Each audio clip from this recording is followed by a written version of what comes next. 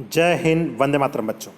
आज हम पढ़ने जा रहे हैं आधुनिक पीरियोडिक टेबल, आधुनिक आवर्त सारणी जिसे कहते हैं। आपके सामने एक चित्र दिख रहा होगा, एक चित्र। ये आधुनिक पीरियोडिक टेबल मतलब आधुनिक आवर्त सारणी का है। इसको बनाने की ज़रूरत क्यों पड़ी, क्या क्या इसके उपयोग हैं, ये सब हम जानेंगे। और कक्षा 9वीं 10वीं 11वीं 12वीं 6ठी से लेकर 12वीं तक सभी बच्चों के लिए ये क्वेश्चन बहुत ही इंपॉर्टेंट है।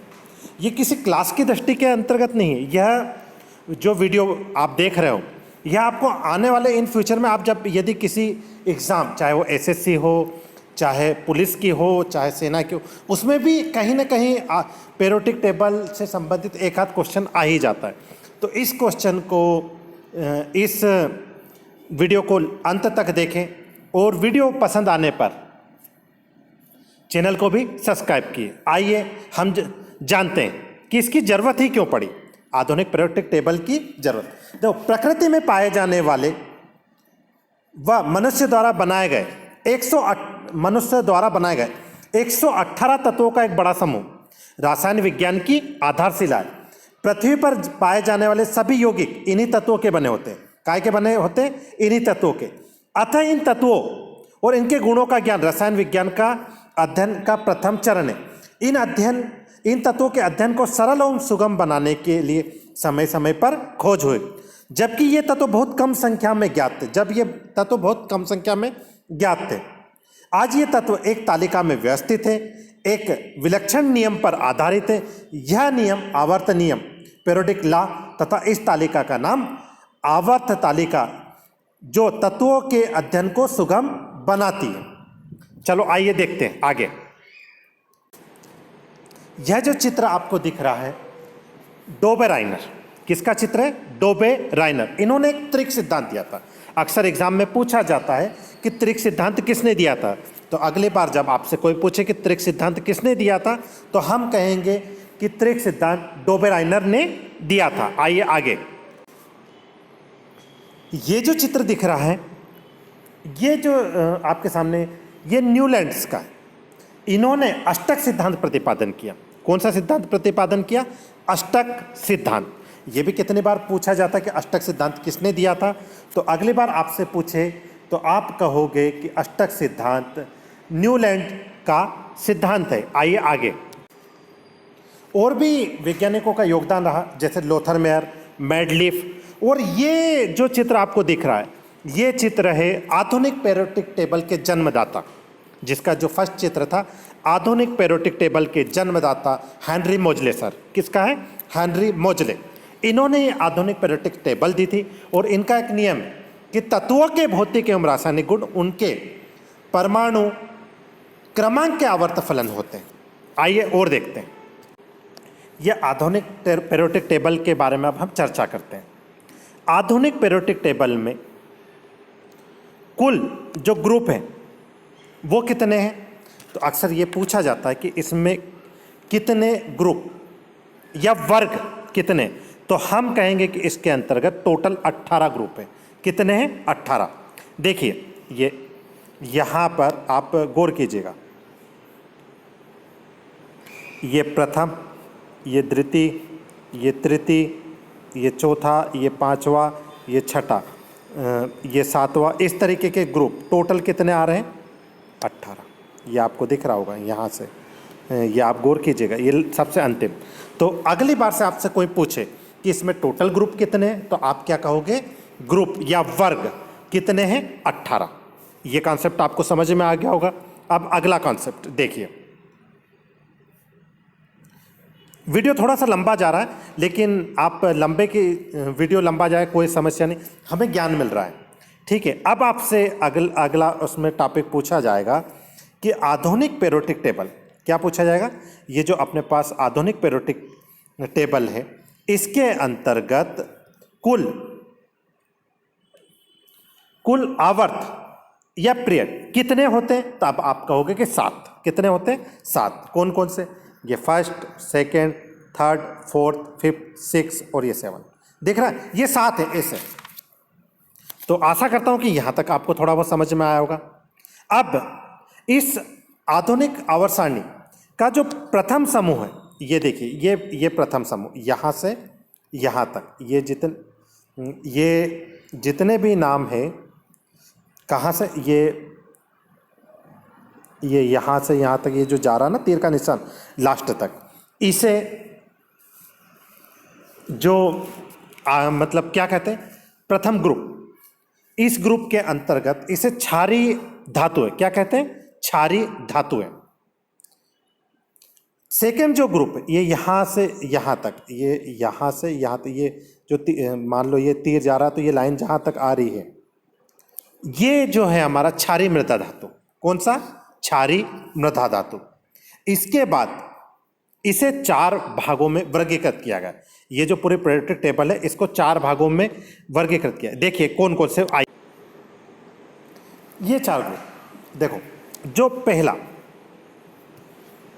ये वाला जो भाग है, ये हमारा एस ब्लॉक, इन दोनों को जिसमें रखा गया, ये पूरा जो ब्लॉक, ये थोड़ा सा चित्र मतलब फिर से इस तीर के निशान से बता देते हैं। ये और ये जो थे पहला और दूसरा ग्रुप, ये एस ब्लॉक के अंतर्गत आते हैं।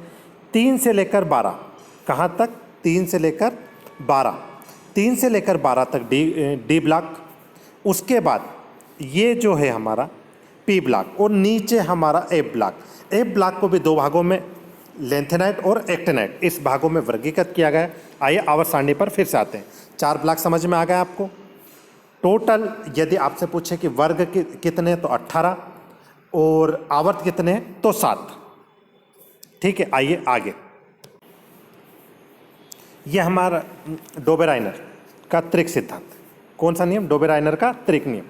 आवर्त सारणी के इतिहास में जर्मन वैज्ञानिक डोबेराइनर ने 3 तत्वों का त्रिक नियम बनाया, जिन्हें परमाणु द्रव्यमान के आरोही क्रम में रखने पर बीच वाले तत्व का परमाणु द्रव्यमान अन्य 2 तत्वों के परमाणु द्रव्यमान के लगभग बराबर होता है।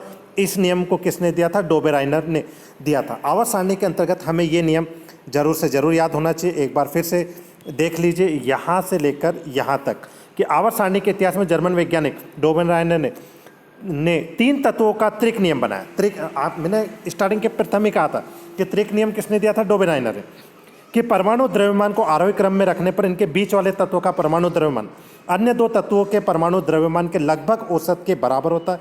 इस नियम को डोबेराइनर ने दिया था, इसे त्रिक नियम कहते हैं। उदाहरण, ये यहाँ पर आप इसके जो उदाहरण है वो यहाँ पर देख सकते हैं। एक ये सेट 1 है, एक सेट 2 है और एक सेट 3।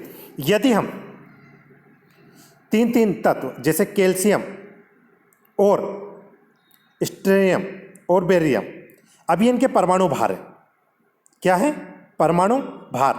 यदि मैं कैल्शियम और बेरियम के दोनों को यदि जोड़ दूं, परमाणु भार को जोड़ दूं, और यदि 2 से डिवाइड कर दूं, किससे डिवाइड कर दूं, 2 से, तो मुझे स्ट्रोंटियम का जो भार परमाणु द्रव्यमान वो मिल जाएगा। इसी प्रकार सेट 2 में देखिए, लिथियम का परमाणु भार कितना है, 7। ठीक है, पोटेशियम का कितना है, 39, 39। यदि मैं लिथियम और पोटेशियम इन दोनों का परमाणु भार को ऐड करूं, 7 और 39, 7 और 39 कितना होगा, 46। और यदि 2 से डिवाइड कर दूं तो बीच वाले तत्व का मिल जाएगा, ये 23, इसका मिल गया हमें सोडियम का। इसी प्रकार सेट 3 देखिए, सेट 3 के अंदर तत्व क्लोरीन और आयोडीन, इन दोनों को यदि मैं जोड़ूं, किसको जोड़ूंगा, ये क्लोरीन और ये आयोडीन, इन दोनों के परमाणु भार को जोड़ूंगा तो मुझे किसका मिल जाएगा, ब्रोमीन का परमाणु भार मिल जाएगा। तो त्रिक नियम किसने दिया था, डोबेराइनर ने। ये आप अपनी कॉपी में नोट कर लीजिएगा। आगे आइए देखते हैं अष्टक, न्यूलैंड का अष्टक सिद्धांत। उन्होंने पाया कि प्रत्येक आठवें तत्व का गुणधर्म पहले तत्व से समान रखता है। न्यूलैंड ने अष्टक में सोडियम, लिथियम के बाद 8वें स्थान पर तथा इन दोनों के गुणधर्म लगभग समान है। इसी प्रकार बेरिलियम और मैग्नीशियम के गुणधर्म भी समान है, ये इन्होंने कहा था। तो अष्टक नियम जैसे संगीत में रहता ना, सा रे ग म प ध नि, इसी प्रकार से उन्होंने जोड़ा और उन्होंने कहा कि जब तत्वों को उनके बढ़ते हुए परमाणु भारों के क्रम में रखा जाए तो तब किसी तत्व से शुरू करने पर आठवां तत्व उसी के गुणधर्म वाले तत्व पर गुणों वाला तत्व, जैसा कि संगीत में आठवां स्वर पहले से समान होता है। इस आधार पर उन्होंने तत्वों को बढ़ते हुए परमाणु भार के क्रम में वर्गीकृत किया। उदाहरण लिथियम से चालू होता, किससे चालू होता? लिथियम से, और समाप्त किस पे होता? फ्लोरीन। ये चित्र में दिया नहीं है। और आइए आगे। लोथर मेयर ने तत्वों को भौतिक गुणों के और उनके परमाणु आयतन से समृद्ध किया। यदि परमाणुवीय आयतन परमाणु भारों के साथ समृद्ध करके ग्राफ खींचा जाए तो उसे लोथर मेयर के आयतन वक्र कहते हैं। क्षारीय मृदा धातुएं जो अपेक्षाकृत कुछ कम धनी, जैसे ये चारों पांचों नाम दिए रखें, यदि वक्र के आरोही क्रम भाग में स्थित है, ऐसा उन्होंने कहा था। बेरिलियम, मैग्नीशियम, कैल्शियम आदि। आइए इसके आगे और देखें। मेडलिफ का अमर कार्य तत्वों को आवर्त नियम और आवर्त सारणी से संबंधित।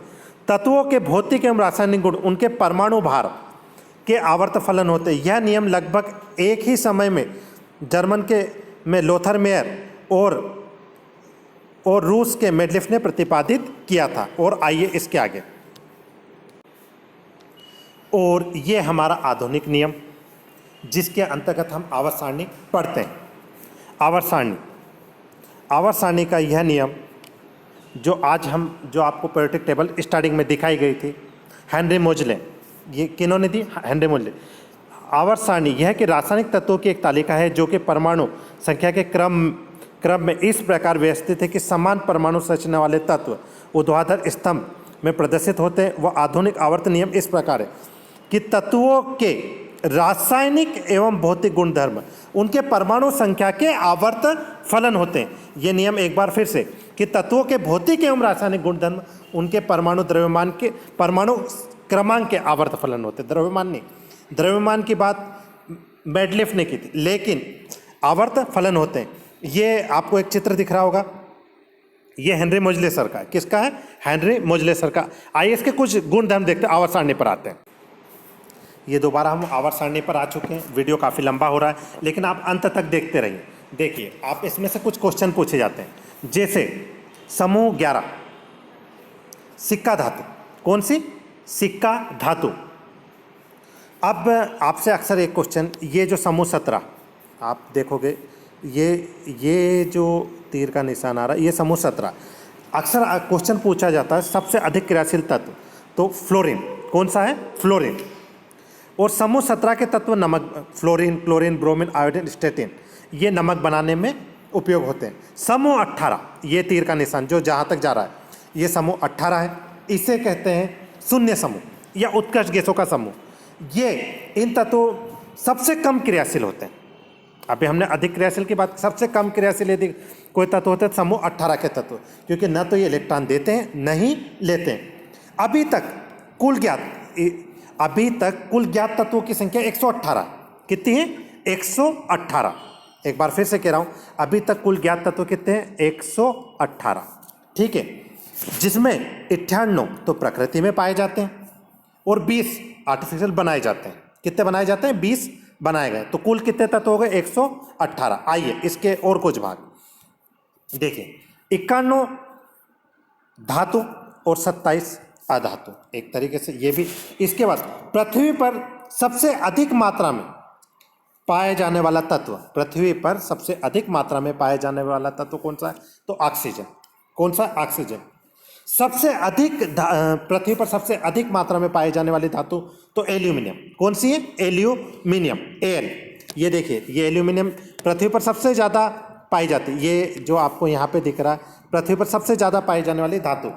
सबसे हल्का तत्व यदि कोई पूछे आपसे, तो सबसे हल्का तत्व कौन सा? हाइड्रोजन। ये फर्स्ट नंबर पर हाइड्रोजन को ही रखा गया है। देखिए, सबसे हल्की धातु लिथियम। कौन सी है? लिथियम।